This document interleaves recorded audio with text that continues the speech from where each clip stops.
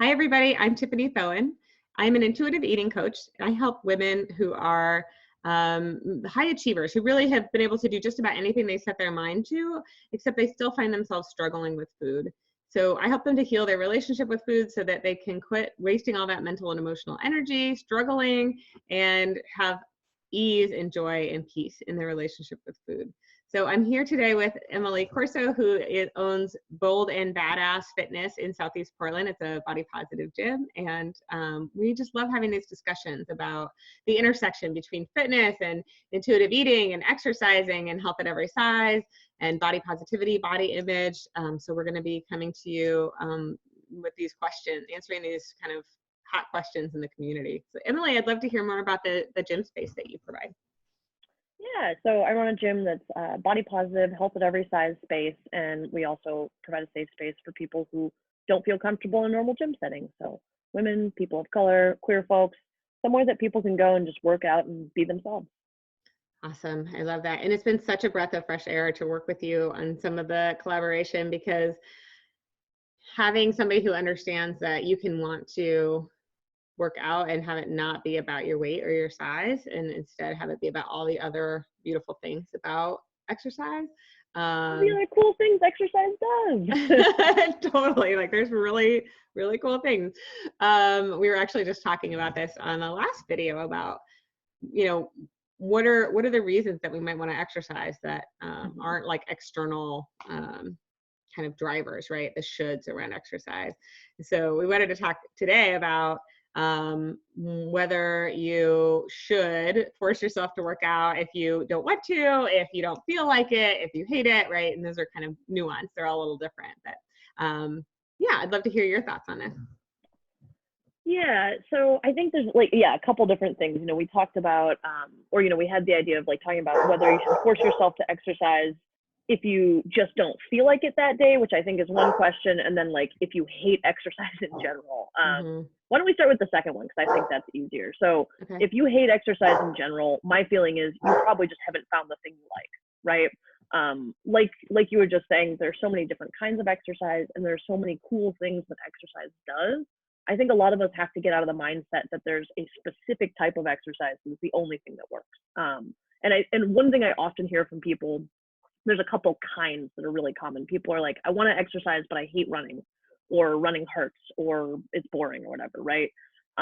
There's some things like that we're just overwhelmingly told you have to do.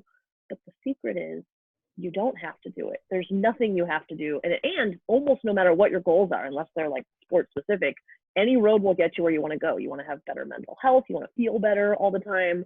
You want your joints to not hurt. You want to be able to do, go upstairs without getting out of breath. There's a lot of ways to get to that goal. And I think that most people do better at wanting to exercise if they just pick the things they enjoy. And so for me personally, I hated exercise. It was something I did to punish my body for years until I discovered jiu-jitsu, which is a form of wrestling, basically. And then I was really motivated to do it because I just enjoyed it so much. And I was exercising all the time, but not for reasons of trying to get something done, just because it was where all my friends were. And I didn't want to get beat up, and I wanted to get better at it. And so I think finding that kind of thing can be big. What do you think? I love that you bring that up. Yeah, I agree. I think when people hate exercise, there are usually underlying reasons, right? Either it was forced on them when they were children, or it has been used as a form of punishment, or it's been associated with trying to shrink their bodies down, right? Or they haven't found something that they really enjoy. I recently, and I haven't gotten back to it, but I was recently introduced to playing pickleball, and it's so much fun. It's you have a paddle and a wiffle ball, and it's on a tennis court, and it's hilarious. The ball does all these crazy things, and it's so much fun, right? You don't even really feel like you're exercising. You just run around the court. Yeah. It's hilarious and awesome. And I'm also somebody who had that chronic pain situation. So I had, it was scary for me to exercise. And so really I had to look at what else was going on here and get support around my injury, and really get to a place where that's healed now, and I'm really easing in very slowly to strength training and more intensive exercise.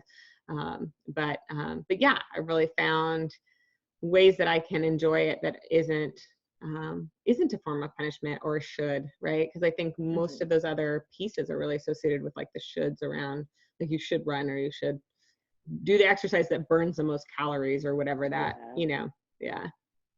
Well, and I think with chronic illness, you might have a different perspective on this question too, of like, should like, we kind of talk about like, should you exercise intuitively? Should you force yourself to work out on days when you don't want to?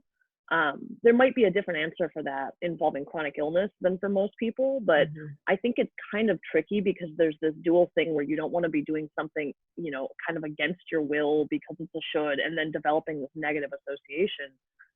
And yet, nobody wakes up in the morning wanting to do burpees or wanting to, like, a lot of people, even people who love working out, don't feel like doing it all the time, and maybe don't even feel like doing it as often as their body needs them to do it, just to like run well and be happy in life, right? I know for me that I'm better when I exercise. I'm like, man, I don't get as angry in traffic, like I have patience, I can focus better. And the amount that I need to do it for that, I still don't wake up in the morning being like, let's do burpees, yay. And so I think there's this kind of dual, like, how do you get yourself to move regularly and yet not have it become a negative thing? Yeah. And that's a really good point. So I think for people who are kind of entering the health at every size, intuitive eating world, a lot of times there's this period of kind of rest and healing that needs to happen. And it's because we've had so much like shame and negative self-talk and self-criticism around it, that it can be really triggering to try to engage with exercise, right? And so it's one thing to make a conscious decision, like I'm going to have this period of rest and healing, and I'm not going to, that's for my mental health, right? And it's coming from a place of nurturing and love, versus kind of every day being like, oh, I should exercise, right? Like, like that, like, that's, just this constant nagging. I totally agree. Like for me, there's times that I go through that I get really busy and other things become a priority. And I literally like write walk on my to-do list, fortunately right now I'm getting to babysit a beautiful little puppy, and she loves to go for walks. So we're walking every day and sometimes twice a day, and it happens to be beautiful in spring in Portland. And so it feels really natural right now, but there's other times in my life where it's not. And, it's interesting how all of this can kind of play out for people, because like you said, sometimes we're not feeling well if we're not exercising, and then we're not feeling well because of that, right? Like exercise would help feel better. Yeah. So what do you recommend for people who are in that, more of that space? They're not, they're feeling okay about exercise, but they're finding it like they just have a hard time like getting out of bed to do it, or they are, like that kind of like, should I push myself? Here's my doggy. Oh, I see what you're saying. So yeah, I work on this with a lot of clients actually, and my personal belief is that it is better to stay in the habit of exercising and do something even when you don't feel like it. This is good just like on a personal level. We shouldn't force ourselves to do stuff against our will all the time, but we do build the willpower to get stuff that has nothing to do with our bodies done by just, getting used to doing something regularly. And so what I often have clients do when they're in this space is I'll get texts from clients. They're like, oh, I don't feel like coming to the gym today. Like some people will actually say that. What I have them do is come in and just do like the minimum viable version, right? If you have a coach and you're going to a gym, that might be saying, hey, can I come in and not do, intervals or whatever today, but can I come in and just stretch? If you're working out by yourself, which I do most of the time, one thing that I always do is I have like a 10 or 15 minute workout that I do that I say to myself, if I don't have time, if I don't feel like it, I'm just going to do this one, like, and it's the workout I love doing, right? It's like the thing I don't have to force myself to do. Like I get to do my like, my cupcake workout that just makes me feel good, like eating a cupcake. And then that is my thing for the day.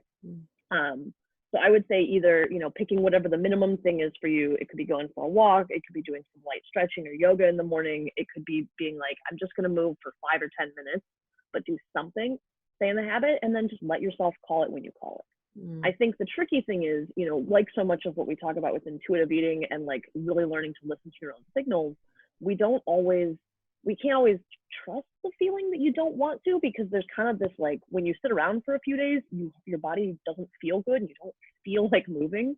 And so you have to kind of relearn how to tell, like, is this a day when I should really stop? And there are going to be some of those days, and you have to know to listen to those days and be like, no.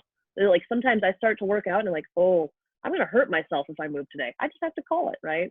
So if it's not a call it day, do your minimum version. If you get into it, you can keep going. If you don't, just call it. Yeah, I think that brings up a good point too. Like, if you're consistently having, I don't want to, then there's probably something underlying that, right? So either there's too many shoulds happening for you, or it's triggering in some way, or you are doing exercise that you don't enjoy, or you've got like pain, right? So it kind of goes back to like looking at the bigger picture. Thing could be even bigger, right? Something could be actually wrong if that's how you feel all the time. Yeah. Oh, I can't tell you how many times I've had clients who were exhausted and, feel, and they would just like be like, oh, I should be doing this, I should be doing that. And then we'd find out that they're anemic, right? Like, well, no wonder, like, you have zero energy.